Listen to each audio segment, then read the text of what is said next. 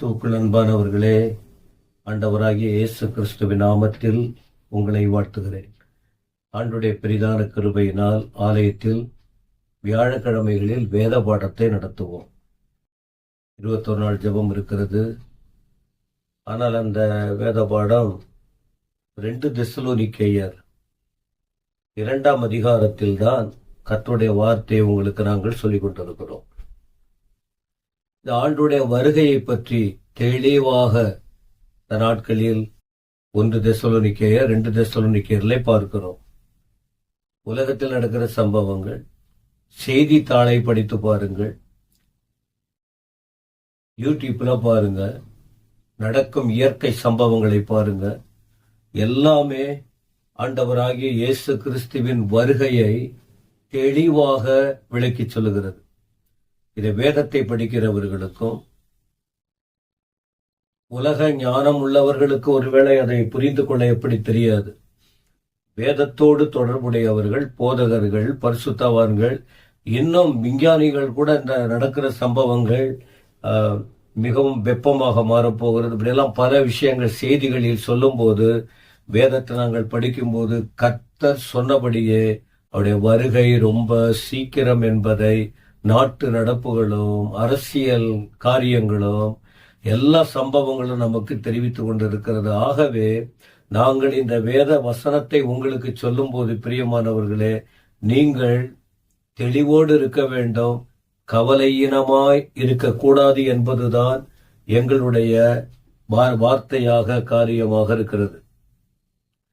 கடந்த நாட்களில் உங்களிடத்தில் சொன்ன வார்த்தை, போன வியாழக்கிழமை அந்தி கிறிஸ்து அவனை குறித்து, இந்த வருகையை குறித்தும், பாவ மனுஷன் வெளிப்பட்டால் அவன் எப்படிப்பட்டவனாய் இருப்பான் என்கிற விஷயங்களை 4ஆம் வசனத்தில் 2 தெசலோனிக்கேயர் 4ஆம் வசனத்தில் படித்தோம். நீங்க அதை பாருங்க.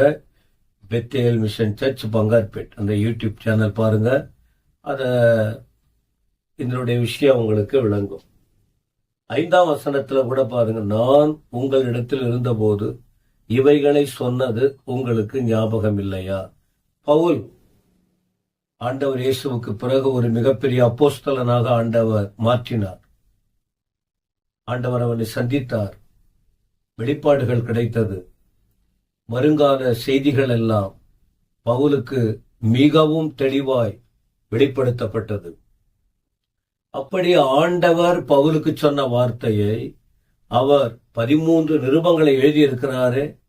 எங்கெல்லாம் போயிட்டு ஊழியம் செய்தாரோ அந்தந்த இடங்களிலெல்லாம் எழுத்து வடிவிலும் நேரடியாக சொன்ன போதும் வருகையை குறித்ததான காரியங்களை தெளிவாய் அவர் சொன்னார். அததான் சொல்லி காட்டுறாரு.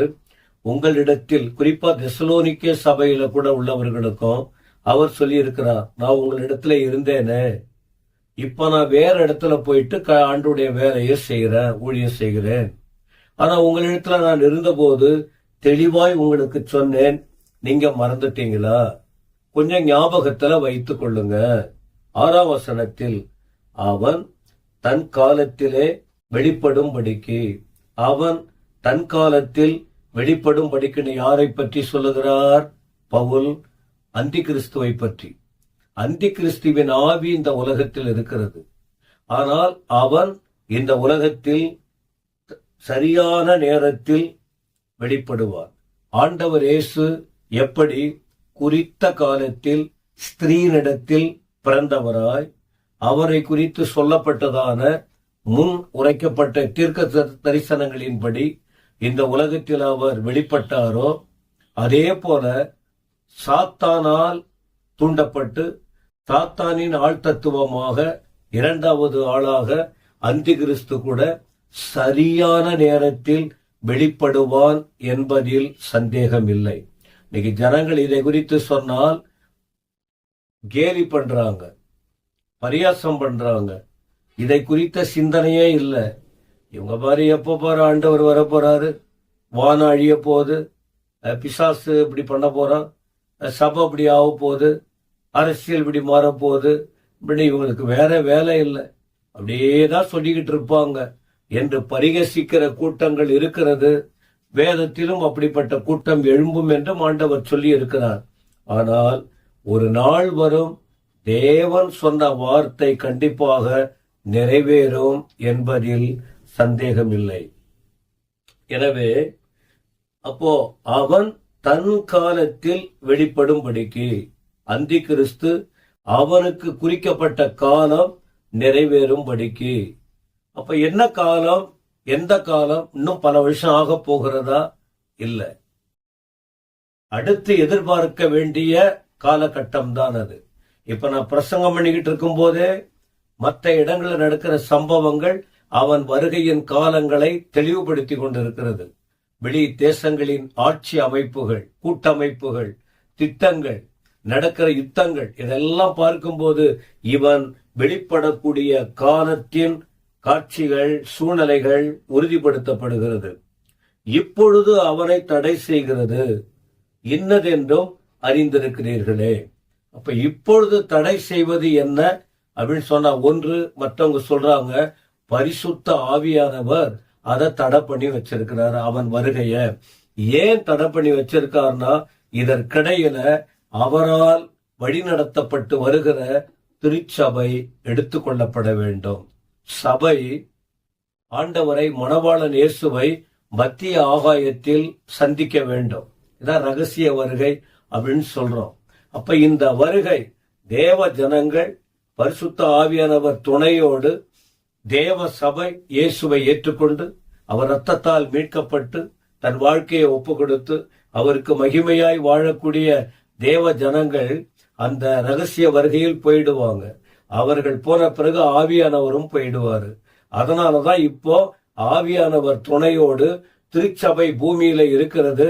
இந்த சபை எடுத்துக்கொள்ளப்பட, சபைனா பில்டிங், கட்டடம் அல்ல. ஆண்டவர் இயேசுவை ஏற்றுக்கொண்ட என்னை போல மனிதர்கள், வசனத்தை உண்மையாய் பிரசங்கித்து வாழ்கிறவர்கள், அப்படி பிரசங்கிக்கப்பட்ட வார்த்தைகளை ஏற்றுக்கொண்டு ரட்சிக்கப்பட்டு ஞானஸ்நானம் எடுத்து அபிஷேகம் பெற்று பரிசுத்தமாய் வாழ்ந்து கர்த்தருக்காக சாட்சிகளாய் இருக்கிற பிள்ளைகள் அவர்கள் மேலே எடுத்துக்கொள்ளப்படுவார்கள். அதனாலதான் இன்னும் அது நடக்கவில்லை. அது நடக்கிற சூழ்நிலை. அதனாலதான் இப்பொழுது அவனை தடை செய்கிறது. சொல்றாரு, இன்னதென்று அறிந்திருக்கிறீர்களே. அக்கிரமத்தின் ரகசியம் இப்பொழுது கிரியை செய்கிறது. அக்கிரமத்தின் ரகசியம் தேவ பக்திக்குரிய ரகசியம்.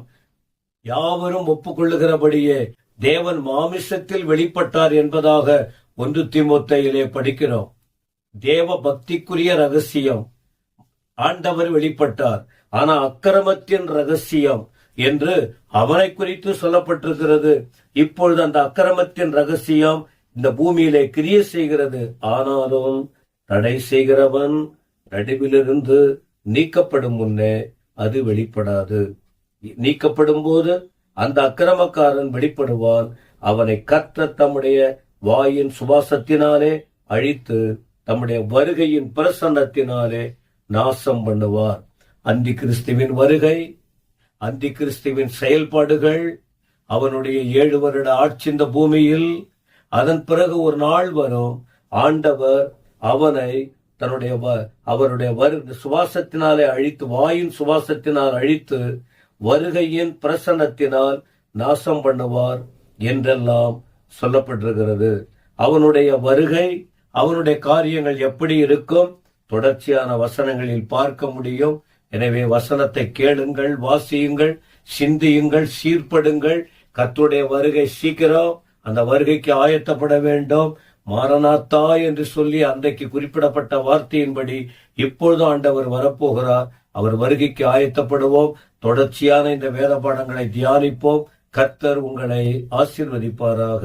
ஆமேன், ஆமேன்.